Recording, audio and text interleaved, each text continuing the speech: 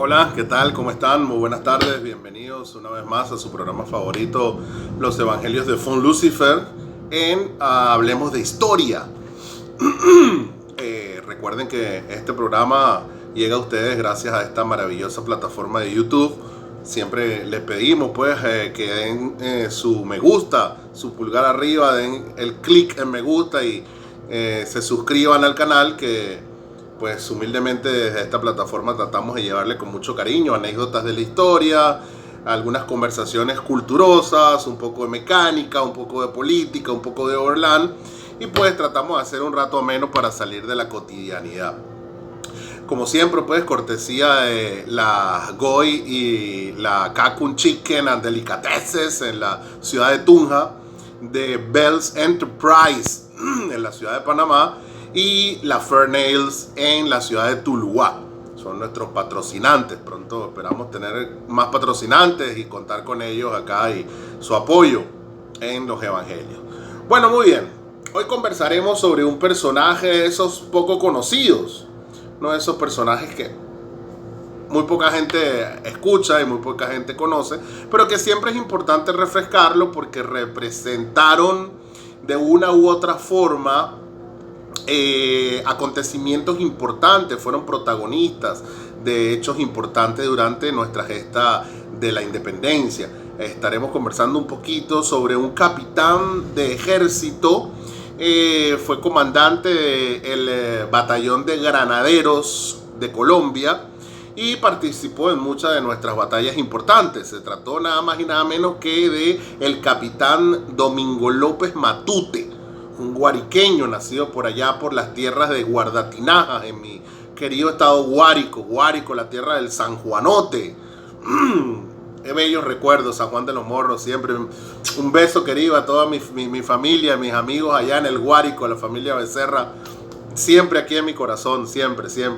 Qué hermosos recuerdos de esas tierras guariqueñas, el curso de supervivencia que hicimos allá, el Cuaricataú Guabá, en lengua guarao, y también el Noyibatá, todo en lengua guarao allá en los morros de San Juan. Había que subir las escaleras para llegar hasta allá, hasta el último morro, donde estaba un faro que hizo mi general Juan Vicente Gómez. Bueno, muy bien, Domingo López Matute se inicia nada más y nada menos que con la joya de Boves, el uruguayo. De verdad, pues se inició con un mal pie. Empezó la carrera de las armas y la carrera del saqueo y la carrera de, si podíamos llamarlo, delincuencia de esa época, bajo pues las huestes de Boves, donde aprendió pues las técnicas de combate, donde aprendió pues a guerrear a caballo con las lanzas, y pasó varios años junto con otro personaje muy famoso que luego moriría en Carabobo, como le llamaban al negro primero, pues don Pedro Camejo. El sargento Pedro Camejo también estuvo junto con Matute a las órdenes de Boves. Pasado el tiempo, cuando empiezan así pues ya los chispazos del patriotismo y empiezan así a darse algunas escaramuzas y empieza así a gestarse pues la guerra de la independencia, en sus primeros pasos pasa Matute de Boves y se pasa a las órdenes de en aquellas épocas el coronel Páez, ya posteriormente pues general en jefe de los ejércitos de la República, ganado en Carabobo, otorgado rango en general en jefe, otorgado nada más y nada menos que por el Libertador en pleno campo de batalla. De esta manera pues Domingo López Matute se hace uno de los llaneros preferidos del general Páez, combate junto con él en muchas de las batallas importantes, que será del Medio, La Puerta, todas estas batallas importantes que conocemos de la gesta emancipadora. Y es uno de los hombres que Páez va a otorgarle al Libertador cuando se separan a pie de monte y que cruzará el páramo de Pisba como parte, como miembro importante pues del ejército libertador que va hacia el sur a liberar a la Nueva Granada y a continuar la campaña libertadora que rompería las cadenas de Manco Cápac en el Potosí. De manera que nuestro querido capitán para la época todavía teniente, pasa a Pisba, participa en el Pantano de Vargas junto con el héroe Rondón y pues con el héroe Infante, que lo vimos recientemente. Y ese monumento del cual hablamos en el programa anterior, que está en Paipa, en Boyacá, nuestra hermosa Boyacá, ese monumento a los lanceros, a los aguerridos llaneros del Ejército Libertador, que se encuentra en el Pantano de Vargas, también es en honor a Domingo López Matute, porque Domingo López Matute también formaba parte de ese batallón de guerreros impertérritos que a punta de lanza y a punta de caballo pues acabaron con las huestes realistas, tanto en Vargas como posteriormente en la batalla del famoso puente de Boyacá, que con ello pues desde mi punto de vista la batalla más importante de todas, ¿no? Cada historiador, cada persona que curiosa la historia siente preferencia por alguna que otra batalla. Personalmente, para mí la batalla más importante de la gesta independentista americana es la batalla de Boyacá, porque la batalla de Boyacá es la primera, es la que le hace entender a los españoles que se acabó, que a partir de ahora las cosas cambiaron. Luego vinieron otras, vino Pichincha, vino Carabobo, vino Ayacucho, etc.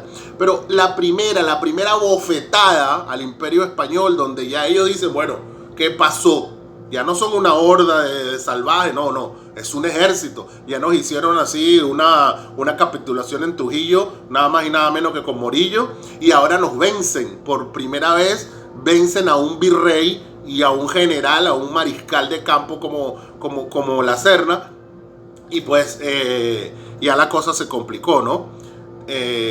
Por eso yo considero que Boyacá es la batalla más importante. Bueno, ahí también estuvo Domingo López Matute.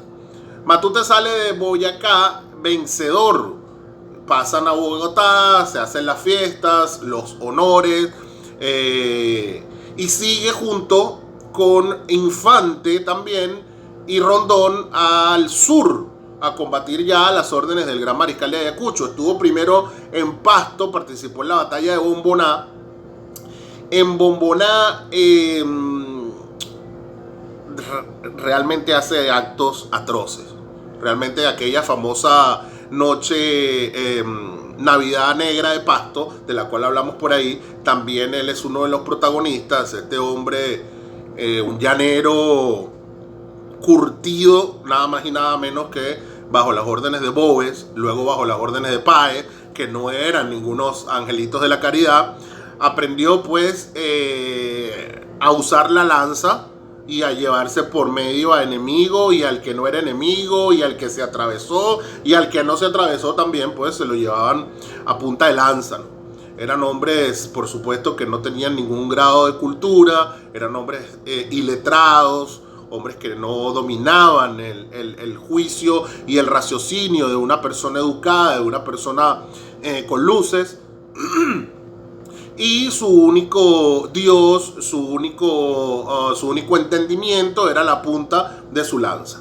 Y en función de eso, pues los generales, los oficiales, se valieron de ellos para derrotar a las huestes realistas y en el caso de que hablamos puntualmente de Pasto, para derrotar a las guerrillas de Agualongo y todas estas diferentes combates aguerridos que se dieron en Pasto, que ya lo vimos en un programa anterior. Ahí pues Domingo López Matute se destaca como uno de los más fieros, que él es el de la idea de amarrar espalda con espalda a la gente y lanzarla por los acantilados, y comete cualquier cantidad de desmanes, ¿no? Bueno, continúa. Luego combate también en Junín. En Ayacucho es ascendido en el campo de batalla por el mariscal Sucre al rango de capitán.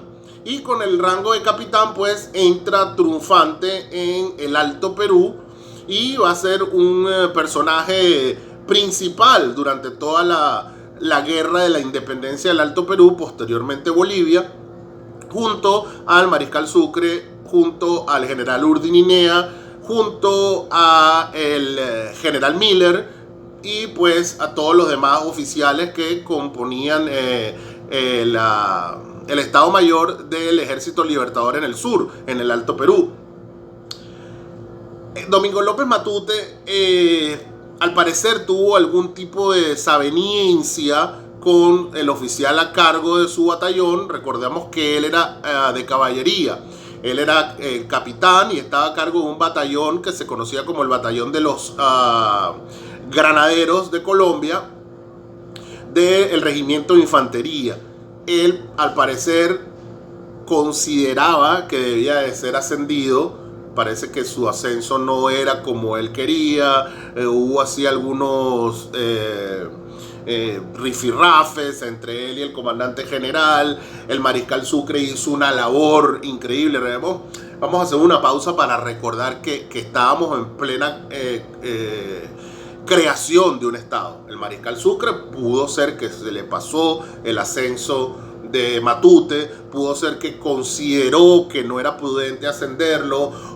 Quién sabe qué razones habrán ocurrido o qué habría estado pensando el gran mariscal de Ayacucho, que no pues llevó a cabo el ascenso que esperaba Domingo López Matute, y eso trajo una desaveniencia y una ruptura.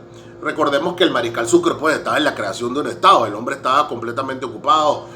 Sucre hizo una labor increíble en cuanto a la creación del Estado de Bolivia o la República de Bolivia, puesto que esta era una tierra de nadie, una tierra que se la disputaba el virreinato de la de Río de la Plata. Chile tenía pretensiones, el Perú tenía pretensiones, de hecho lo llamaban el Alto Perú, lo consideraban parte de su territorio, y Sucre, en una movida estratégica brillante junto con el Libertador, decidieron darle la independencia a estas tierras y que ellos mismos decidiesen a favor suyo conformarse como Estado a través de la Asamblea Constituyente de Chuquisaca. Vamos a conversar de eso también en otro programa. Eso fue por allá por el año 26.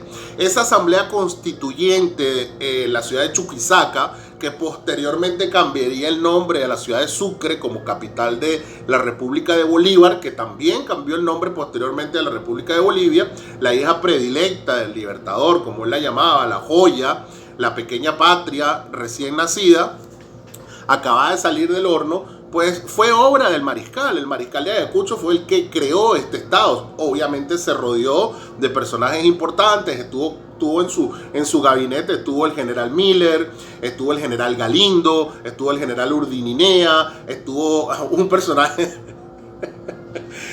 Facundo Infante, un español que sirvió también en bajo las órdenes del rey. Pero era un tipo pues que era necesario.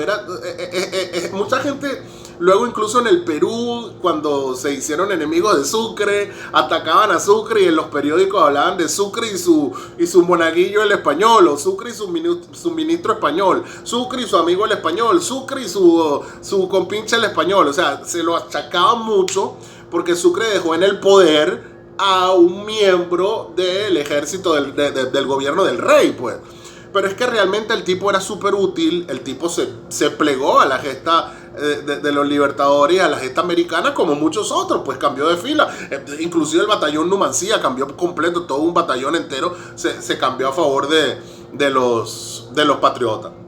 En el Perú, me río porque hay que muchas historias de eso, ¿no? En la prensa, los diarios peruanos, cuando empezaron a atacar a Sucre porque querían hacerse con el Alto Perú e incorporarlo nuevamente al Perú y hacer la Confederación Perú-Bolivia, atacaban mucho a Sucre y le sacaban mucho en cara lo de su ministro español, ¿no?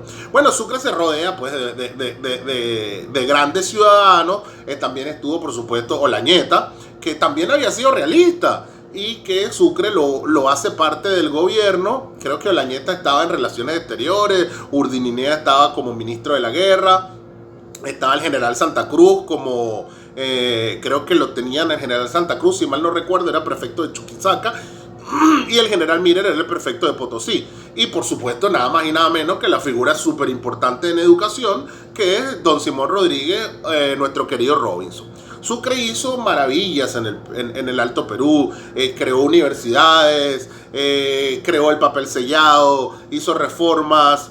atacó duro a la iglesia, le quitó así los fueros, le quitó así los privilegios a la iglesia, se metió en problemas con los altos personeros de la iglesia, porque la iglesia puede jugar un papel determinante, un papel sumamente importante en esas tierras, y pues él le quitó todos estos privilegios para otorgarlos al pueblo, que eliminó cualquier cantidad de templos y de iglesias que existían y las convirtió muchas en universidades, otras en escuelas y algunas en cuarteles, lo cual pues le ganó la enemistad del clero en estas tierras bolivianas. De manera que pues Sucre ante todo esto estaba creando un estado, estaba de lleno metido pues en las tareas políticas de ejercer la presidencia, estaba pues por supuesto también pendiente de bajar la presión que había con los funcionarios del Perú, que se negaban rotundamente pues a dejar que el Alto Perú se emancipara y se independizara y se crease una nueva república. Eso va a traer una guerra posteriormente con el traidor de Gamarra, que van a invadir. Hubieron varios motines, hubo el primer motín de Chuquisaca, hubo otro motín con el batallón Voltígeros, luego hubo otro intentona, que ya fue la final, cuando ya Sucre decide pues renunciar, que fue en abril, ya el 28, cuando se da el motín de Chuquisaca, Sucre lo hiere, y bueno, se dan así una serie de factores que definitivamente ya él dice que ya no tiene nada que hacer en el Perú, en Bolivia. Bueno, uno de estos motines es el que vamos a conversar ahora, que fue el motín del levantamiento de Cochabamba. El levantamiento de Cochabamba no es más, muy famoso, se habla mucho del levantamiento de Cochabamba, pero no es más que una rebelión interna de las tropas colombianas encabezadas por Domingo López Matute. Este capitán sublevó su batallón, que era de 160, 170 componentes. Los por supuesto eran sus amigos, venían combatiendo desde hace muchos años juntos. Domingo López Matute viene disgustado con Sucre, con el gobierno, porque tenía el ascenso retardado, según él. Él aspiraba ya a ser mayor o coronel y todavía seguía siendo capitán, recién ahora en Ayacucho que se lo dieron. Había temas de paga, había temas de que los salarios no llegaban. Parece que Sucre, en una de esas estrategias geniales, que siempre eran geniales, ascendió y premió a unos bolivianos antes que Matute. Matute se sintió ofendido. Hay veces que los subalternos no comprenden la magnitud de decisiones que toman los superiores. Sucre tenía una cosmovisión, una geopolítica, una visión de futuro que obviamente no tenía Matute, y que Matute no comprendía. El mundo de Matute no podía concebir cómo Sucre de repente premiase a algunos bolivianos y le diera algunos cargos y algunos rangos a algunos bolivianos que según él no lo merecían porque no venían en la campaña libertadora peleando desde hacía 20 años, y él eso no lo comprendía. Pero esto eran jugadas estratégicas que Sucre como presidente debía hacer, porque necesitaba ganarse la población, necesitaba apaciguar los ánimos. Recuerden que viene un ejército prácticamente invasor a Bolivia. Bolivia la libertamos nosotros, los colombianos, la Gran Colombia. Viene el ejército libertador, ese mismo que salió desde el Orinoco hasta el Potosí. Y por supuesto, una vez que se baja la efervescencia de la batalla, entonces vienen los problemas. Los primeros días, cuando el ejército libertador entra triunfante, rompen las cadenas de Manco Cápac, envían los estandartes a Bogotá y todo es fiesta, y se acabaron los españoles y acaban con Olañeta y acaban con todo. Por supuesto que todo es una orgía de fiestas, todo es una celebración y todo es un tadeo en la iglesia y todos son felices, pero a los 15 días eso se olvida y entonces empiezan las pugnas internas, que por qué no se van, que hasta cuándo están aquí, que porque estos colombianos entonces ahora son los nuevos amos, que entonces salimos de los españoles y entramos ahora en los colombianos, que ya no es un rey sino que es un mariscal, gran mariscal de Ayacucho, y así pues. Entonces este tipo de situaciones que siempre ocurren en todas las generaciones, en todas las épocas, en todos los países, se dieron y hicieron que este batallón y que este oficial, lamentablemente pues que no tenía esas luces y no tenía esa cosmovisión del mundo que tenía el gran mariscal Sucre, pues se sublevase y se hiciese pues el primer motín de Cochabamba, donde hubo algunos muertos, algunos presos. Sucre envía al general Galindo para que el general Galindo apacigüe la sublevación. Galindo logra apaciguar los ánimos, pero Matute deserta. Matute con todo su escuadrón, unos 160 hombres, escapan, se cruzan la frontera y se internan en lo que sería pues las tierras hoy en día argentinas, que se llamaba como el norte. Esa era la zona norte del Río de la Plata. Era una zona inhóspita, era una zona despoblada, era una zona donde había una guerra civil entre federalistas y ellos le llamaban los unitarios. Había una guerra civil ahí en esa zona, habían personajes oscuros, como Rivadavia, que hablaba mal de Bolívar. Estaba así el gobernador de la provincia también de esa zona, que parece que manipuló también y metió su mano y trató así como de decirle a López Matute de que sí, vente, que yo te voy a aceptar. Y bueno, ahí hubo así un conjunto de hechos oscuros que algunos historiadores a favor de la Argentina dan su versión, otros a favor del Perú dan su versión, y yo invito pues a que cada quien investigue, indague sobre todos estos acontecimientos, y cada quien pues, dependiendo de sus intereses, dará la versión de los hechos. Obviamente nosotros vemos por el lado gran colombiano, y por el lado gran colombiano nosotros entendemos de que la deserción de Domingo López Matute al ingresar al territorio del Río de la Plata, Arenales, que se llama el gobernador de Salta, lo recibe. Él dirá, bueno, me cayó del cielo, yo estoy en una guerra civil entre Tucumán, entre Salta, tenemos aquí un arroz con mango, tenemos una guerra, y me vienen 160 guerrillos soldados, héroes de guerra, de las mejores tropas de los gran colombianos. Pues bienvenido sea. El general Galindo, que era el que había apaciguado el motín, envía al coronel Miller a que pase la frontera hasta Salta. Al coronel O'Connor. El coronel O'Connor llega hasta Salta, se entrevista con Arenales, le dice, mira, estos muchachos son desertores, yo vengo a buscar mis desertores, me los voy a llevar detenidos porque estos muchachos son desertores del Ejército Libertador colombiano. Arenales se niega, dice que no, que ya él los asimiló en su ejército y que ya ellos no son gran colombianos, sino que ellos ahora son funcionarios del ejército de Salta. Entonces pues ya que ahí estuvo a punto sí de haber una escaramuza internacional. Sucre deja eso así, hacen que el coronel O'Connor regrese a Bolivia, y empieza pues una nueva etapa en la vida de Domingo López Matute, ahora metido de lleno en una guerra civil entre los tucumanos, entre Salta, el virreinato del Río de la Plata, y pues todas estas circunstancias y todos estos sucesos que se dieron dentro de lo que hoy en día sería la Argentina. Domingo López Matute, que no era una joya, ya lo hemos dicho, el tipo viene así aguerrido, el tipo estuvo con Boves, estuvo con Páez, el tipo así no es así una ánima de la caridad.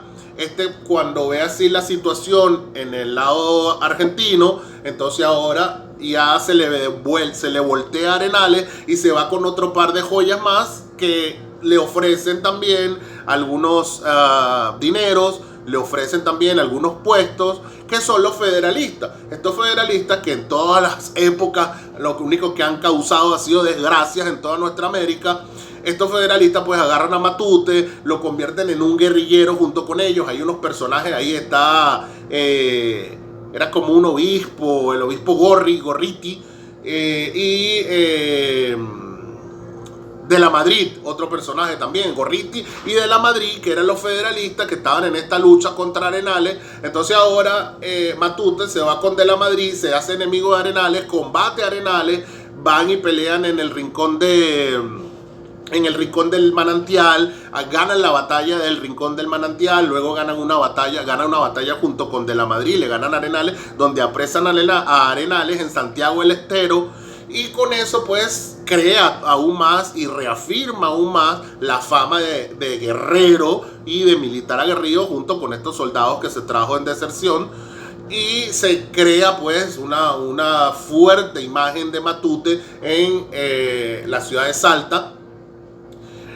y pues prácticamente se convierte en una leyenda urbana dentro de este territorio, ¿no? Un hombre aguerrido, se roban unas tierras, las tierras que eran de Arenales, de la Madrid le da una finca, parece que en esta finca hacían cualquier cantidad de fiestas, orgías, hacían de todo, saqueaban el pueblo, se repartían así los botines, tal cual como lo hacía con Boves y con Páez en los llanos de Venezuela.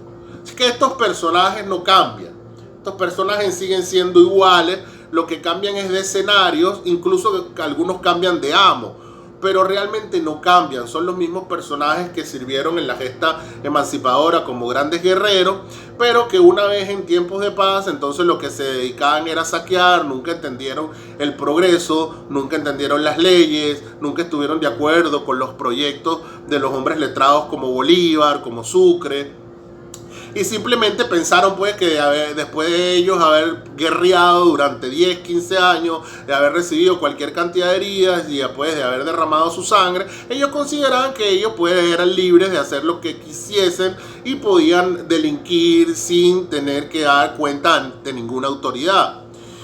Domingo López Matute resulta que ahora se enamora de una muchacha llamada Luisa Ibarreta. Luisa Ibarreta era, no estoy seguro del apellido, Luisa Ibaceta, Ibarreta, creo que Ibaceta.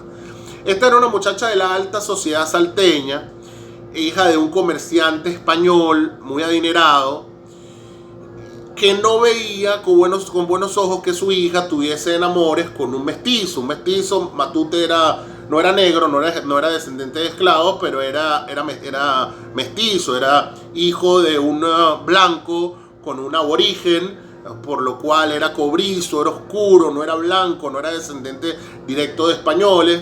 Y pues estas sociedades todavía, incluso en estos sitios alejados de las grandes ciudades, mantenían esta segregación racial, donde era mal visto que los blancos de las altas alcurnias españolas y los criollos adinerados pues se juntasen con esta gente.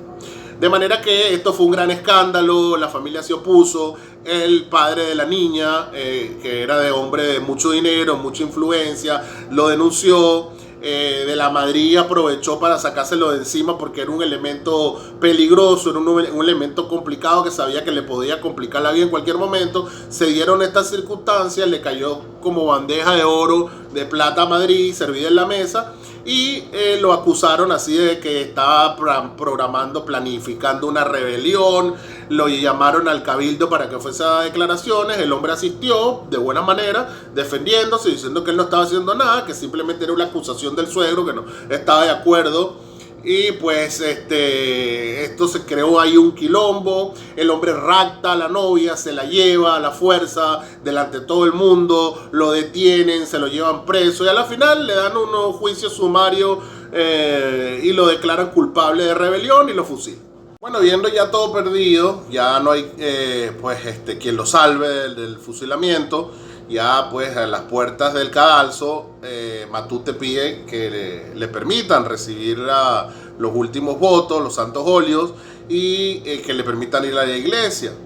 Se le permite, y aquí ocurre un hecho que para aquella época era una herejía. Esto causó un escándalo de proporciones inimaginables, ¿no? Matute, estando en la iglesia, se apodera del cádiz y amenaza con que va a derramar el cádiz, las hostias, pues si no recibe el perdón. Bueno, el cura dice que se calme, Matute con el cádiz, había un caos, los feligreses estaban alarmados, porque hoy en día hablar de algo como eso, bueno, la gente dice el cádiz, a lo mejor nadie sabe qué es el cádiz porque ya casi nadie ni siquiera a misa va.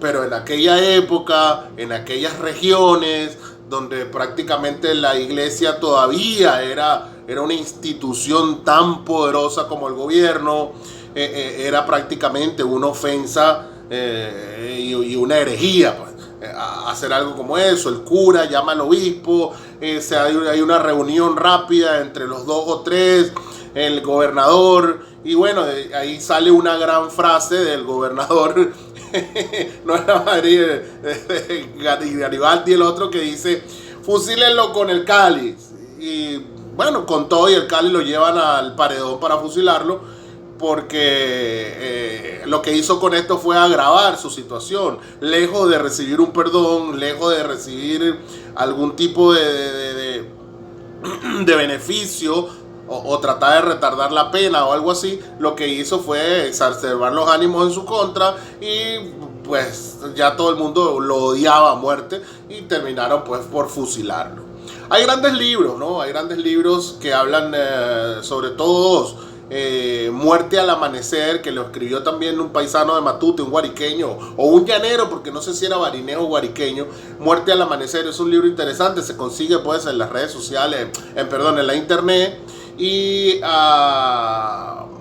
Las Aventuras o Las Triquiñuelas de Matute, que le escribió una chica periodista también por allá por Salta, creo que es venezolana, aunque residente en la Argentina, ¿no? Hay así alguna literatura por ahí de Domingo López Matute. De una manera trágica. Ahora bien, no lo fusilan en público, ¿no? Hacen un consejo de guerra, siguen el protocolo, lo declaran culpable, lo engrilletan y parece que la muchacha estaba embarazada. Por respeto a la familia, no lo fusilan en la plaza pública como se acostumbraba, sino que lo llevan por allá por una montaña donde hay una finca y allá lo fusilan. Resulta que irónicamente hoy en día es ahí donde está la casa del gobernador, la residencia del gobernador de la provincia de Salta, queda justamente en el sitio donde hace 100 y pico de años fusilaron a Domingo López Matute. Domingo López Matute, pues, una figura trágica. Dicen que hubo que cercenarle los pies para sacarle los grilletes que no le salían, y terminó pues trágicamente una vida que se movió entre bandas, entre la banda del heroísmo, la banda de lo sublime, la banda de lo trágico, la banda de lo criminal, la banda de lo perverso, y así pues transcurrió la vida de este personaje desde los llanos del Guárico hasta lo más recóndito del norte de Argentina, en la ciudad de Salta. Es un personaje que no solamente es importante por lo que él representó, sino que es porque prácticamente muchos siguieron ese ejemplo y muchos tuvieron así este tipo de final trágico porque no supieron canalizar la energía y la potencia de su ser guerrero interno allá la tranquilidad y la paz de lo que ofrecía el fin de la guerra y la república. De manera que hemos llegado al final. Muchas gracias por escucharnos, acompañarnos y nos vemos la próxima vez.